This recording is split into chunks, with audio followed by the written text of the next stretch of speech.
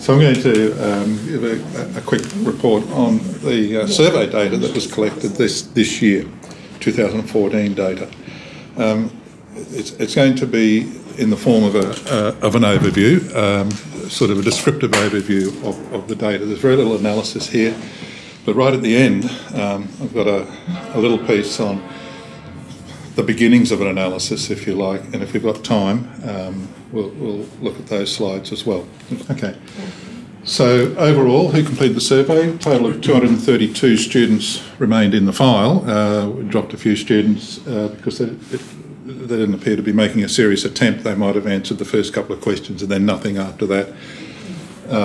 So we ended up with 232 students, 84 boys and quite a few more, 84 girls and quite a few more boys, 148 boys. More students from primary schools than secondary schools, and they represented in total 8 schools and 14 teachers across the 2 states. So in Victoria, the numbers were 86 students in total from 3 schools and 7 teachers. Queensland, we had more students up there. Just by way of background information on the kids, we asked them how old they were and what grade or what year level they were in. The year level distribution over on the right looks fairly reasonable, but there looks like there's a couple of problems with the age distribution on the left. It's not likely that we're going to have 16 and 17-year-olds in even grades 8 and 9. And when we do a split on age by year level, we find that the kids who said they were 17 years old were actually in grades 4 and 5. So there's a problem with age. And so if we want to look at a variable that is characteristic of age or how old someone is, we're going to have to drop the age variable and use the year level variable. Very conscious of keeping that data. Yeah. Anyway, I decided to drop age as a characteristic of age and to focus on year level as a characteristic of age. And so that's how what the distributions across the 2 states look like. Nobody in years 7 and 8 for Victoria. Most kids are in year 5 and year 9. This next section of the survey asked the kids about their game playing outside of school. Yeah, asked the kid to focus outside of school. First up question was just how often do you play games outside of school? Quite a substantial percentage are saying that they're playing a lot. A lot amounts to, on the survey, the descriptor was 10 hours or more per week. So I don't know whether that's a lot or not, but it's more than sometimes, which is 1 to 4 hours a week. Across the 2 states, we find that the Victorians are playing a lot more often than the Queenslanders. 23% of the Victorian kids nominated a lot, only 13% of the Queenslanders nominated a lot. And then you get the opposite with the sometimes. Half the Queensland kids were saying sometimes, whereas somewhat less than that, 37% of the Victorians were saying sometimes. Okay, so those kids that answered never were redirected around this next set of questions. So that was a total of 28 students that that didn't answer the next set of questions. So we're down to a sample of 204 across the 2 states for this next set of questions. And the next set of questions, the next question asked what their favourite game was. This was a free response question, and so I've done some checking on the spelling and categorising of different versions of the games as to one game.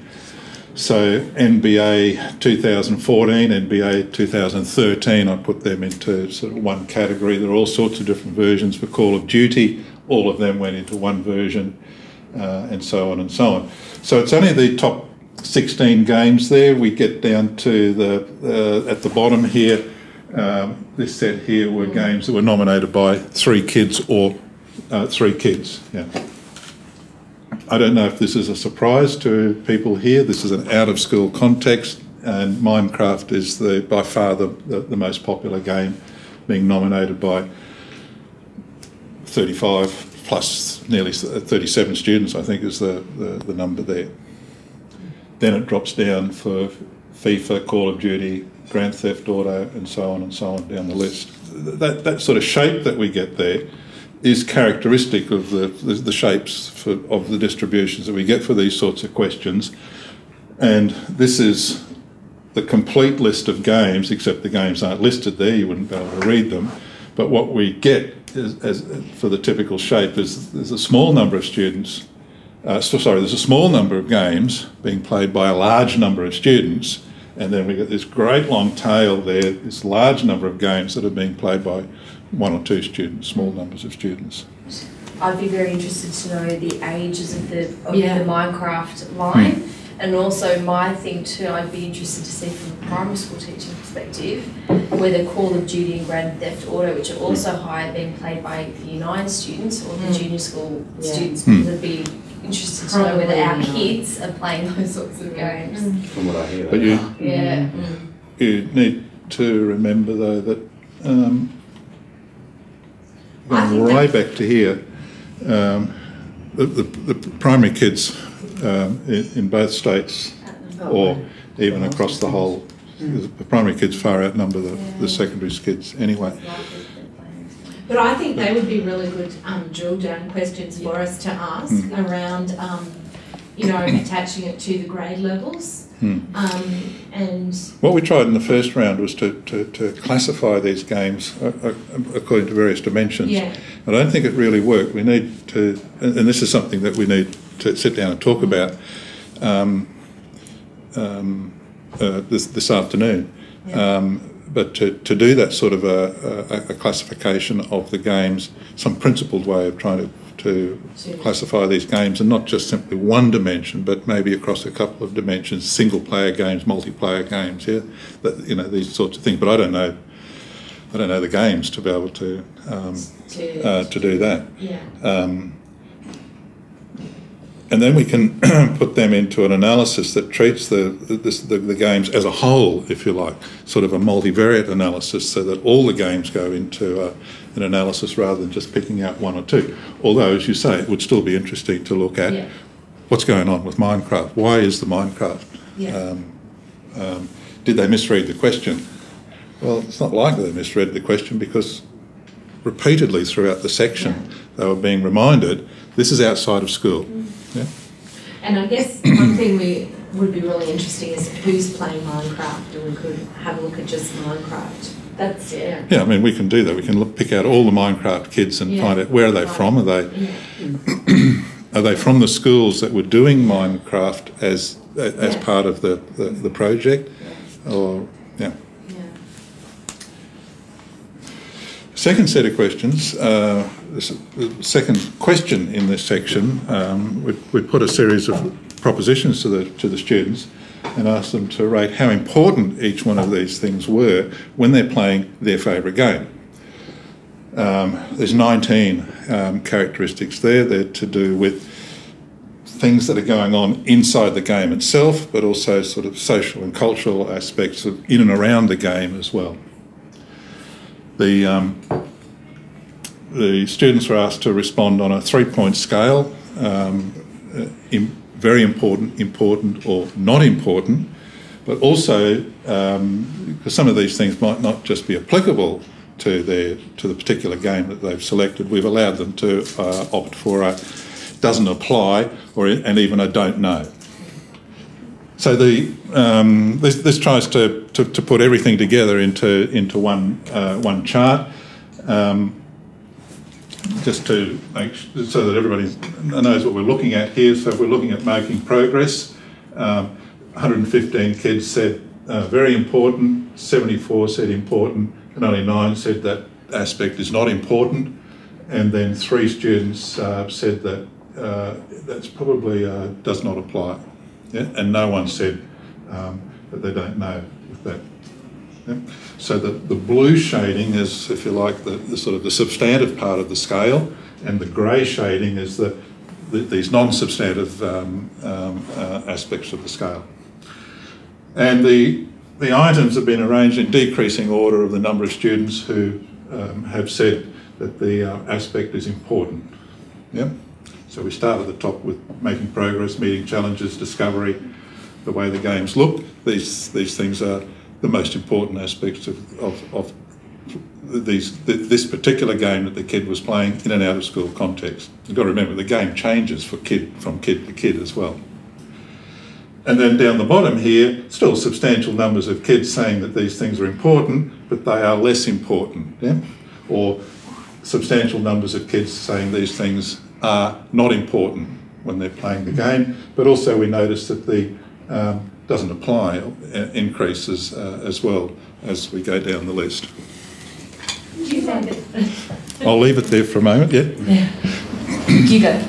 I was just looking at the numbers in each group, and the difference between only 23 out of all those kids thought getting to know the other players was a really important Very thing. important.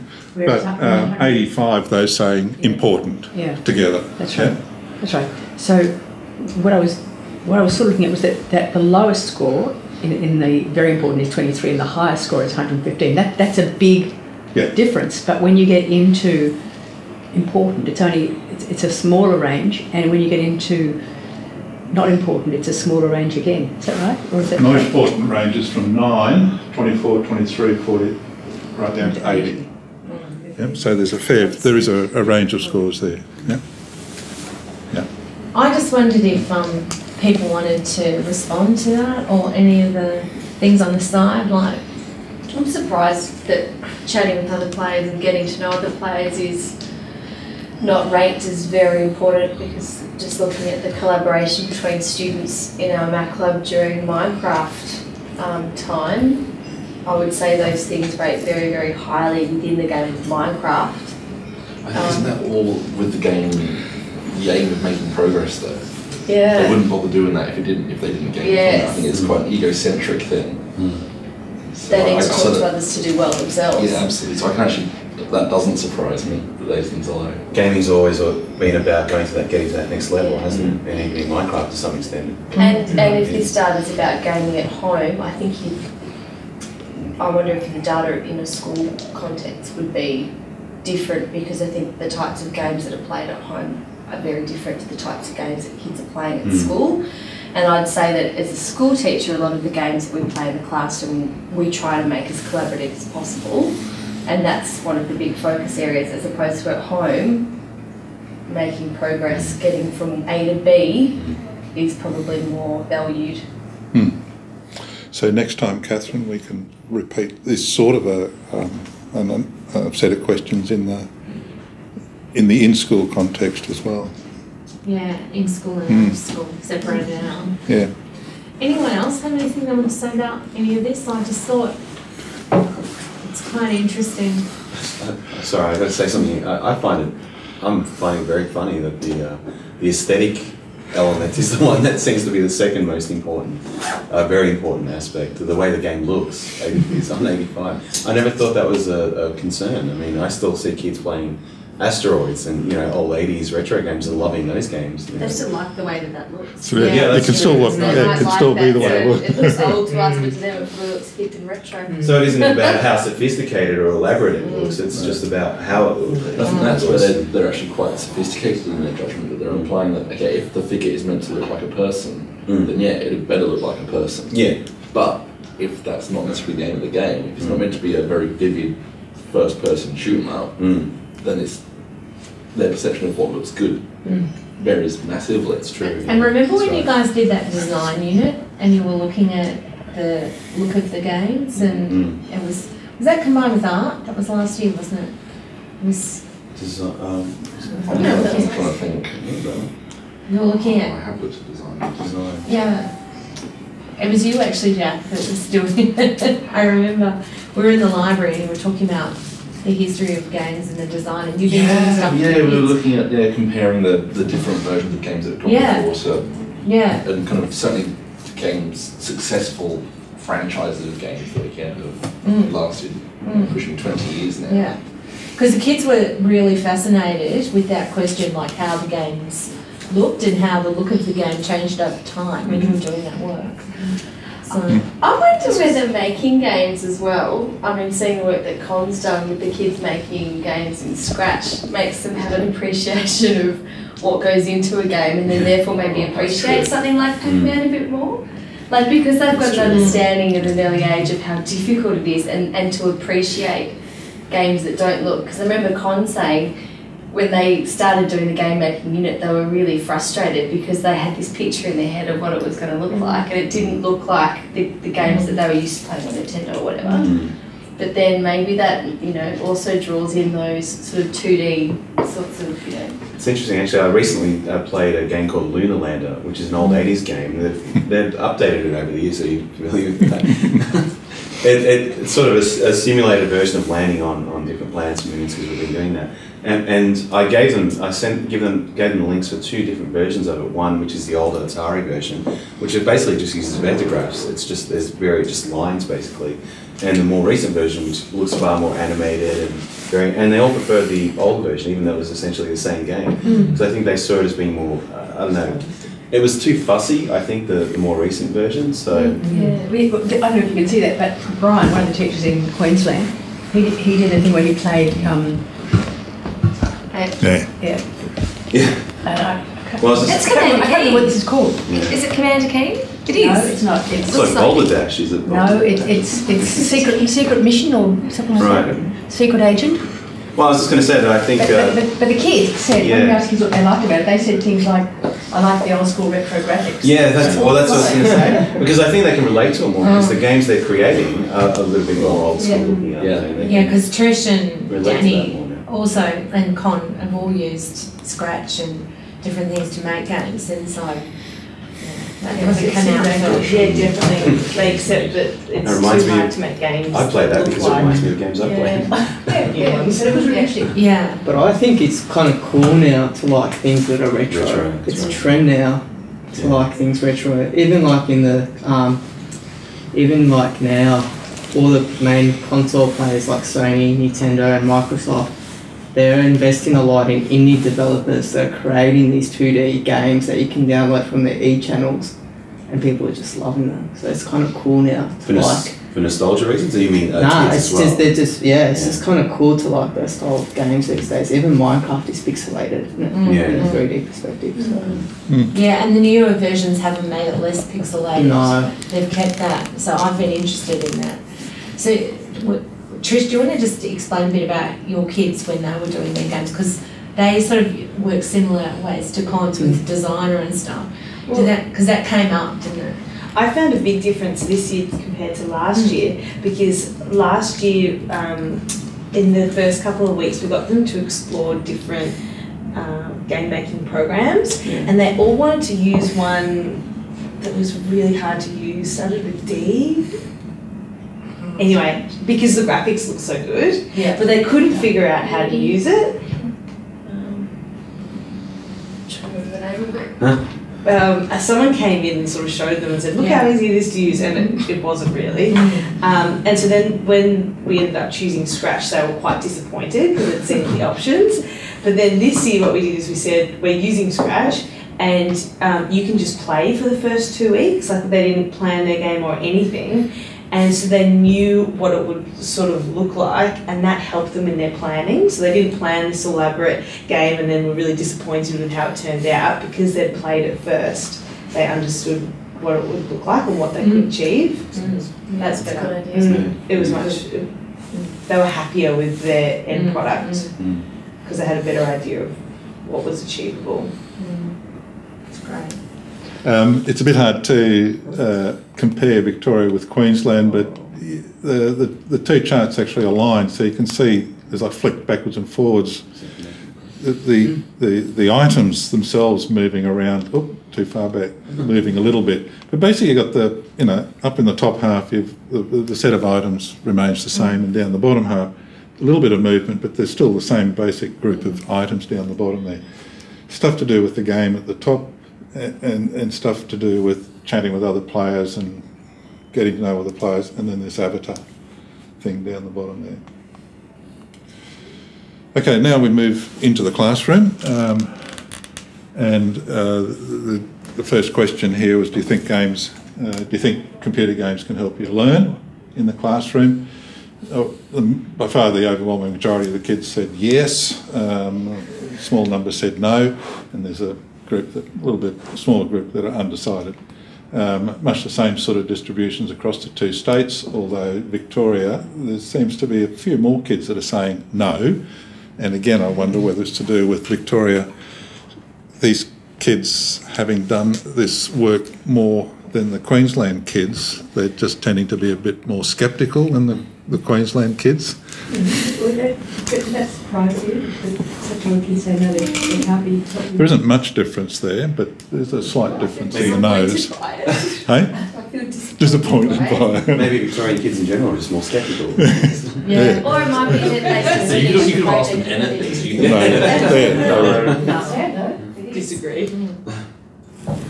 I think that question too, I know the way that my 5-6ers think, and I know that the kids who don't like gaming might have felt that yes, they did learn something, but they'd be tempted to put no down because they would think that that might impact them having to do it again if they didn't want to. That's the opposite of what I would have expected. And it may be that that while we're looking at a difference here, that difference might not actually be statistically significant. It might just be within the bounds of random variation here. There could be, I was going to say, it could be the parents' opinions coming through in the kids. So. But if one inside of the kids thinking that they're going to help you learn in the classroom, that means it'd be interesting. That's a lot of kids. It'd be interesting again to look at this rather than by state, but by year level. Because or year by nines, school. But the year nines are likely to say no to everything. But it could be quite indicative of a very critical approach to evaluating what they're doing. Yeah. Those kids saying no. It would be interesting, on what are they based on? Well, that's what's coming up. Coming up next. Those that said no, they would direct it around the next set of questions, because the next set of questions are, what do you learn? Yep. What do you learn? And so the sample size drops down to 204 kids when we drop out these 28. So we gave them a list of things that were developed partly by Catherine and Roberta, but also modified according to 2012's end goal. That had come out of, I mean, the base of that was what other, like in American studies in particular, but also European studies said that games were good at. So it was kind of like pulling together research from elsewhere to see what our kids would think of, and then we kind of added and shaped it. So this takes out the kids that said no, you're not, I don't think you can learn from games in the classroom. Now, this is the set of kids that said yes, and the set of kids that were unsure. Yep. So this is what they are saying, yes, you can. These are the sorts of things that you can learn in the classroom. And I think the feature there that is dominant is that the overwhelming majority are saying yes to nearly everything here. There isn't much variation. There isn't much difference between the 178 and the 132 at the top and the bottom. Although it is interesting that learning about computers is the lowest one, because that's the kind of, that's the common sense version. Learn about computers. Maybe I think game making would help them to learn about computers more than gaming. Maybe they think they already know about computers. Well, that's what I reckon. They probably don't. That question. But that's a really nice instance of the ways in which the kind of common sense stuff that's out there actually is different from what when you get inside the world. This is the Victorian list. Victoria compared to Queensland. Just flick backwards and forwards. You can see there's a couple of items at the top that don't change, and the item down the bottom doesn't change. But the overall pattern is the same there as well. That the overwhelming majority of the kids are saying yes to each of these items. Then we asked them, what do they see as problems with the computer games being used in the classroom? And of course, the yes does drop off quite dramatically here. So the items at the top of the list there is you mightn't finish by the end of the lesson. Some students might play parts they weren't meant to. It takes too long. Games crash, etc., etc. I think the interesting items are down the bottom there. Is that they're not suitable for school. There's a couple of kids that are saying yes, but the majority of them are saying no to that. Your mums and dads mightn't want you to play games at school. Again, that's not an issue for the majority of these kids. And even this one here, the teachers don't know enough about computer games. There's a fair number saying yes, but more kids are saying no than said yes to that one.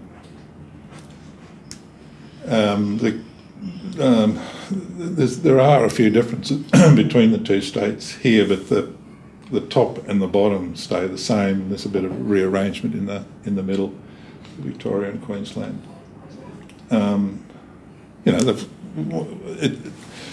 From a research point of view, it's encouraging because it means that the kids are thinking about these sorts of issues. The fact that, back here, everyone said yes. Are they just blindly saying yes to that? No, it's not the case that they're just saying that they're sort of giving the same response. They're looking at the items and are making. The suggestion is that they are making a considered response there, that you do get that variation there. Okay, what are we on to now? Now we move into using the computer games in the classroom. Have you actually used a computer game in the classroom? This is still that same group, unfortunately, that were, I think, that the 204 kids from the previous section carry over into this section. The redirect was redirected to the wrong point. I think they should have been redirected back to this question, but it didn't happen. But anyway, 17% say no, they haven't used the computer game in the classroom, which is a bit unusual because these are all the kids from the study. So what are they thinking that they were doing and using? Maybe they just don't see it as a computer. They're not seeing it. It is possible that because, for example, the kids that did the survey in my class were semester-based. They were doing a semester-based subject. That's true. And so they hadn't used games yet when they did the survey. Yeah. I'm just looking at the actual wording of the question. Have you used computer games in the classroom? Was the question. So it is possible that they haven't yet. Kids have not yet used their games. More kids are saying no, they haven't used computer games than in Victoria. But again, in Queensland, there were teachers who started for the first time this year, and it may have been that the kids because they were a bit like you're saying, Gaines, that those kids were just at the beginning of the work with games when you did the survey. So those that said no were again redirected, and so the 39 that redirected around the next set of questions added to the 25 that were redirected from the previous redirect. We're down to 165 kids across the two states now for this question, which was about the topic that the game was used in. There's a question in here that I haven't got to yet that asks them to name their favourite game, and haven't got to that to sort of checking on the systematic spelling and reclassifying the different versions as one version and that sort of thing. This question is specifically about that game that they've played as their favourite game. Yeah. So what was the topic in which that game was played across the two states? Science, maths, technology and English at the top, and then religion, HP, media studies down the bottom. But the two states, I think we're getting a little bit of difference in there. There's a foreign language number is second in Victoria, whereas foreign languages is way down the middle of the list in Queensland. Have you made games in the classrooms? Across the whole sample, this goes back, so all of those redirects were redirected back into this point, so we're back to the 230 odd students. But only 70 or 30, about a third across the whole sample have said that they've made games. But there was also a large number of students that at this point had given up on the survey.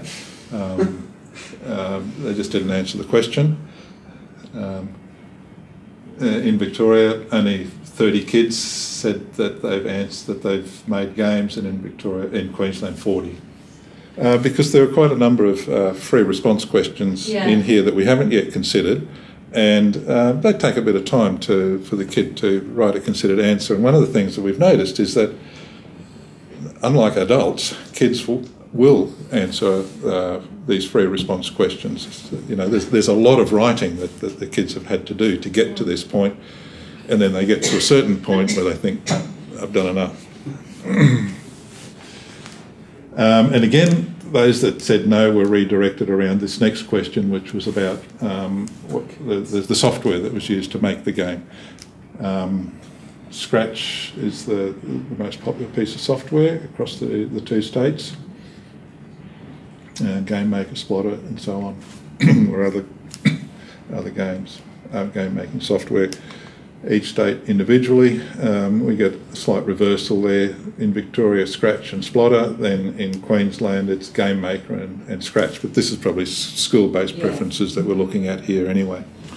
So this whole section on making games, apart from this question, it was all free response questions about what was the game like. What did you find frustrating? What did the players have to do? What do you think? What was good about the game? Is there anything you'd like to change about the game? Yep. And so we still haven't got to any of those free response questions. The final section in the survey was about the discussion of computer games in the classroom. 86 students across the two states in the whole sample said that they've discussed computer games in the classroom. And again, if they said no, of course they couldn't say what was discussed, but there's the set of items that we put to the kids about that might have been the topic of discussion. The scale was yes, no, unsure. Large number of kids saying that the value of the ideas in a computer game, and then the other items, substantial numbers are saying no, those items were not the topic of discussion. We've got another item at the end of that list where they're asked to say, is there anything else?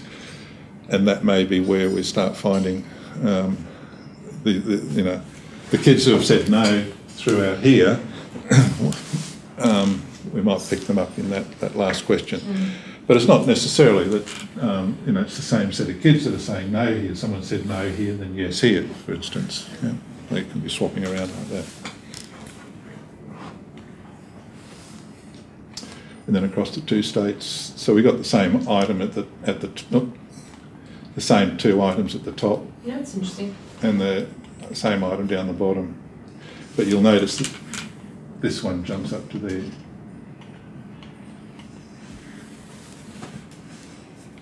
This is just taking one set of questions and looking at possible analytic framework. One of the things that I think is good when we come to analysis is to treat all the variables simultaneously. One way of doing it, and it's an inefficient way of doing it, is to take one item, like item A at the top there, getting ahead, and saying, well, how do boys and girls answer that question differently? How do secondary students, how do Victorians and Queensland kids answer the question? Yeah? So treating it as one variable at a time analysis, if you like. Far more interesting, I think, is to put all the variables in together and to make it a multivariate analysis, and then you can see the sort of the patterns of correlation operating in and among that set of variables, but then you lay on top of that the set of demographic variables like gender, primary, secondary, etc., etc. Yeah? So you're not getting just one question, but you're getting that question in the context of all these other questions there as well. Normally, the sort of analysis would deal with an ordered scale, and there'd be no problem with doing the analysis. Problem here is we've got the ordered component of the scale there, important to not important, but then we've got these other items in here that aren't part of that order. They're like, it's like a separate part of the scale completely. Traditional methods of analysis can't deal with that, but there is a method that's referred to as correspondence analysis or multiple correspondence analysis when we're dealing with multiple variables that doesn't care about order, and so it doesn't care that we've got these three items that are ordered. It just bungs a whole lot into the analysis. We can even deal with the missing values. So there's kids there that just didn't answer the question. So we can even put that in as a category in the scale. Missing, no response, becomes a valid category in the scale as well. So we can look at why kids didn't answer a particular question. Are there particular types of kids that didn't answer the question? And so on. So what the analysis does, so I've labelled them letters of the alphabet because the diagrams that come up will be very crowded if we had the full descriptor there. So I've labelled them as letters of the alphabet, and then these are the labels that I've got for the points on the scale. So what it does is it takes this, it's like this, it takes this high-dimensional space. There's 19 variables, 6 categories for each variable. It's a high-dimensional space and squashes it flat into 2 dimensions that we can put on a page. And it does it in such a way that as much of the information as possible from the original high-dimensional space is preserved when it goes to 2 dimensions. And so the underlying mathematics looks at it from different angles, if you like, and decides on the best way to do the squashing. Does it squash that way, or does it squash that way? You know, there are various ways to do the squashing. Here's what we get first up. You might think, well, hang on, that's not real hasn't really worked. Because what we're getting out here is all the question marks, the no responses. But over here is where all the interest lies, in the important, the very important, the not important. But it's all jumbled up together, and so we can't actually discern any patterns there. And in sort of traditional versions of this particular analysis, traditional software packages for this particular analysis, that's about as far as you could go.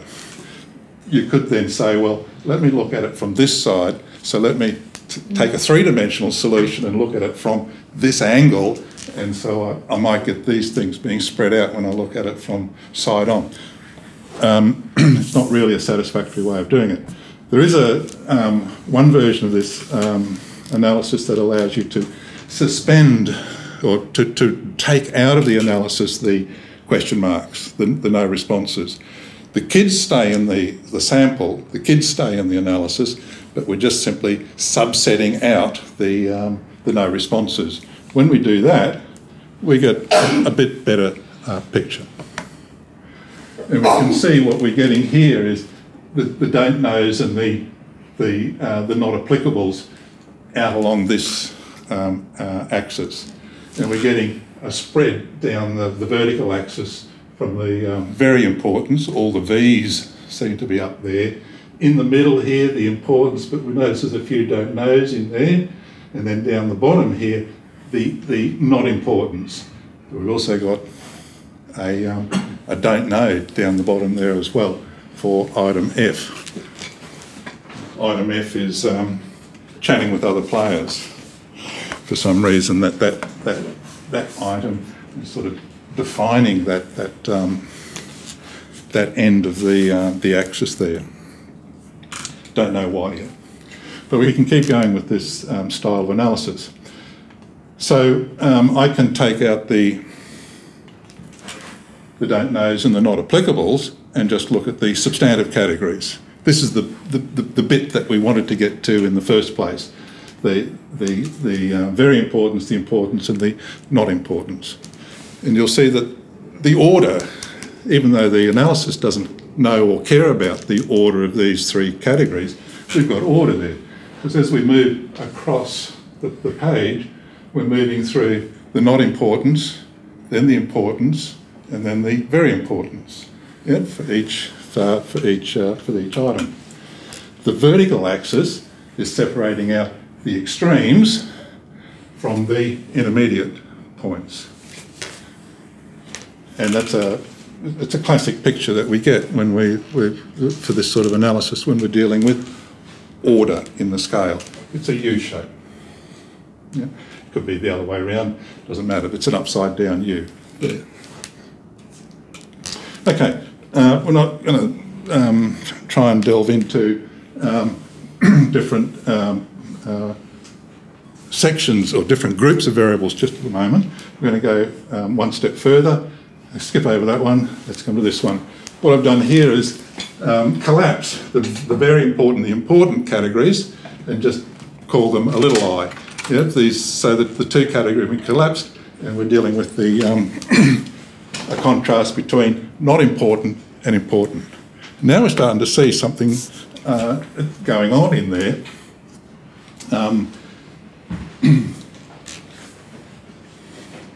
If I was to take this little group of variables here, so one thing that the analysis doesn't do is rotate the axes.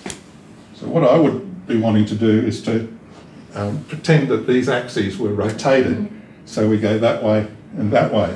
Yeah?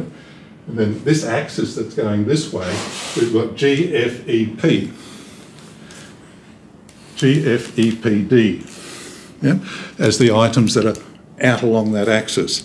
And when you look at what those items are, they're helping other players, chatting with other players, getting to know other players, being part of a team.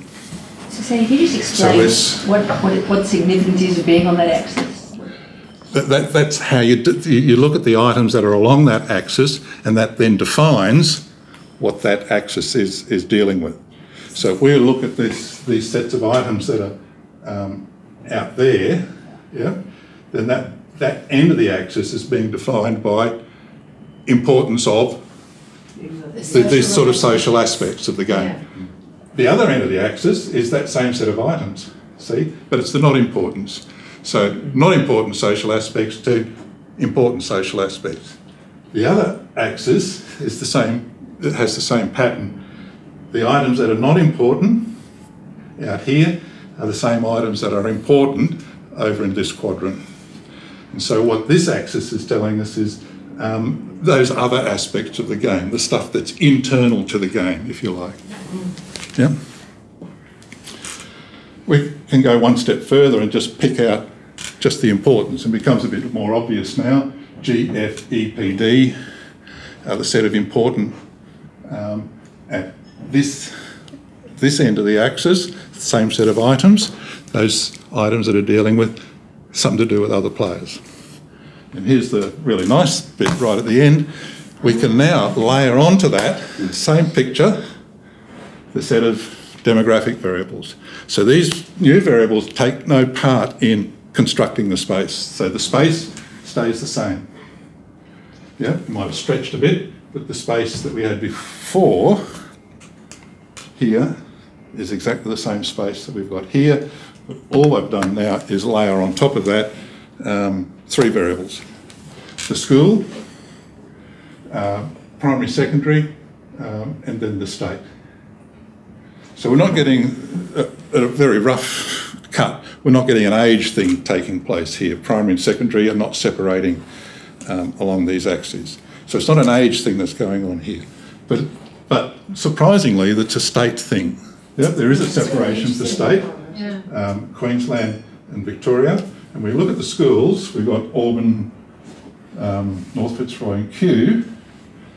Down here, dealing with these social aspects are important for kids on the whole from the Victorian schools, and these more competitive internal parts of the game are important for the kids from the Queensland schools, except the Lutheran school up on the Sunshine Coast.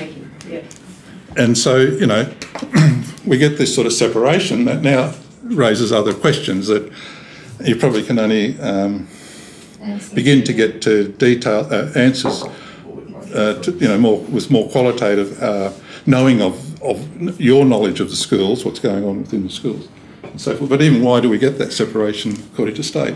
Why are Victorians kids into social aspects of the game, Queensland kids into the more competitive aspects of the game?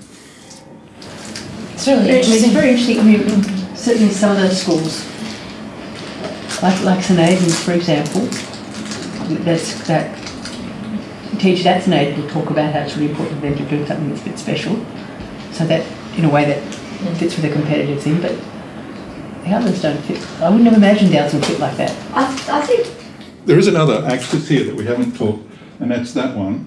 And I don't know what's going on there, but this axis is definitely a split on the items according to social. The social compared to everything else. It's not just the social; it's that set of items that are dealing with other players, helping other players, competing with other players, chatting to other players, getting to know other players, and being part of a team. I think there's a big difference just in the way that playing games and game making are done in different states too. I'm not surprised that there's a bit of a difference, because I think looking at some of the stuff that Queensland schools are doing, look at some of the stuff that Victorian schools are doing, there is a pretty big difference in terms of the type of stuff that's happening. Yeah. So one thing though, this is outside of school. Yeah. So that's the first surprise for me, that it separates according to school, but we're actually dealing with games outside of school. But it could be that the kids within a school know each other, and they're communicating, playing with, and interacting with other kids within the school. So to some extent, it's not that surprising that it's a school-based thing. But I think it's more a school-based thing than a state-based thing, necessarily a state-based thing. It's really interesting because it's a really clear separation. That's why I wanted to get to the end here. Yeah, I could tell you because you're getting more excited. Because it's really cool when you get to the end there, yeah. Overall, secondary and primary, they're just not separate. The points for secondary and primary are just almost spot on the origin, so there's no separation for primary and secondary. So there's no association going on here with primary and secondary kids being in different places. In saying that the social aspects are important, or the gaming, the competitive parts of the game are important. It's just not happening there.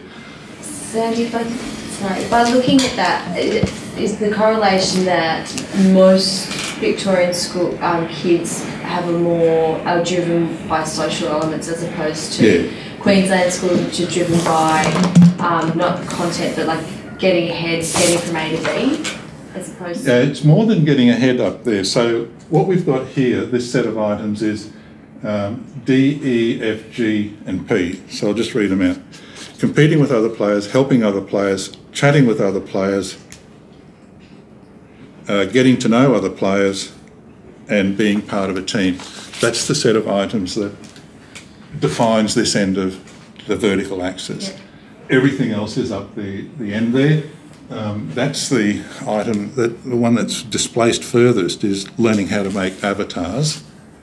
But these other items in here are to do with competition, but it's also to do with, making progress, meeting challenges, also the way the game looks, those sort of items. So it's like everything else, but everything else is more sort of an internal aspect of the game, if you like.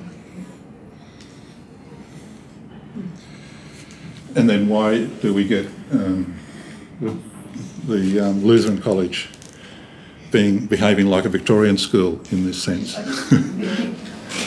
That school, did you think small youngers? That school, that was the school which was game making. So they didn't study games, they didn't play games, they didn't analyse games, they didn't use games to support history, any of that stuff. They were media, they were ICT kids, and this was their game making time. So they would go in, it was a straight game making thing, so they'd go in, they'd have sort of programs that they'd be learning, they'd be making things. It was very, the culture around it was different from anything else that I saw in Queensland. It was very classic. So based on that, would you say that there is a correlation then between, even though this is an out-of-school survey, with what's happening in schools and its effect on how kids answer this? Because it sounds like it, doesn't it? Unless there's some difference between what PLC is doing outside of school compared to the other Queensland. What's happening inside the school must be impacting, has some impact on what's happening outside of school, because as said, the kids are playing with, interacting with, they're more likely to be playing with and interacting in out-of-school context with other kids from their school than kids from other schools. Yeah? I just wonder whether, if PLCs are Lutheran College, I wonder whether they, looking at the earlier graph of the types of games that kids are playing, and then we had in Queensland a higher rate of games like Call of Duty and violent games, whether those children from PLC would perhaps be more likely to be playing Minecraft, just as the Victorian schools play more Minecraft, and Minecraft's got a much more heavy focus on those 4 skill areas like teamwork and socialisation, as opposed from the top games that are very much about getting from A to B, whether that might be why, I don't know, PLC might be down with the Victorian schools, with the Minecraft schools, just looking at that distribution of the types of games played between Victorian and Queensland schools, whether that might be the connection. And that'd be interesting to find out. So, but you said there'd be other games that are similar to Minecraft in that list of games, and so that's why, you know, it would be better not to just to focus on Minecraft. We can focus just on Minecraft, but we could focus on as well those other games that are like Minecraft in their approach. Isn't Age of Empires something a bit similar? See, I think where it's more really Age of Empires in that list, because it's a sandbox game, as opposed to, I think even with Age of Empires and other games, that there is still a competitive aspect, getting from one end to the other. As opposed to sort of Minecraft is very much creative digital Lego. See, it's very sandboxy. Yeah. I mean, it's really interesting. I'm wondering too, like, the thing that's popping into my mind is, you know how in the VELs there's so much work that's done on meta language about learning, collaboration, like all those terms that kids are doing from prep and grade 1 and starting to be able to articulate.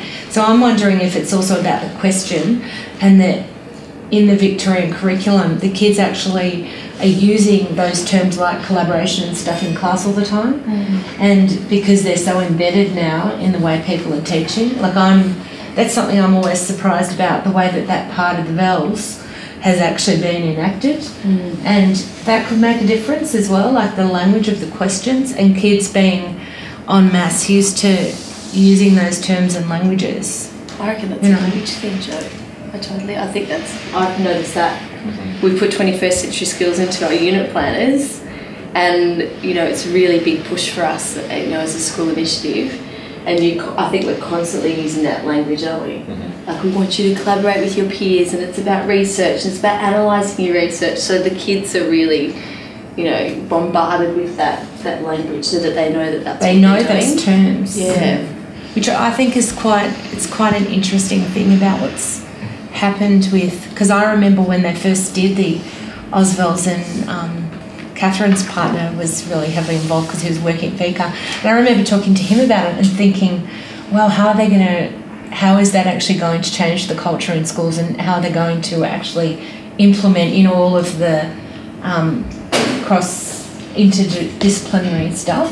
And it really has played out and been enacted now in ways which I think are really having a difference, especially like when you go around to schools. Even quite young children are doing a lot of work on, on explicit thinking processes, and they have the language for it.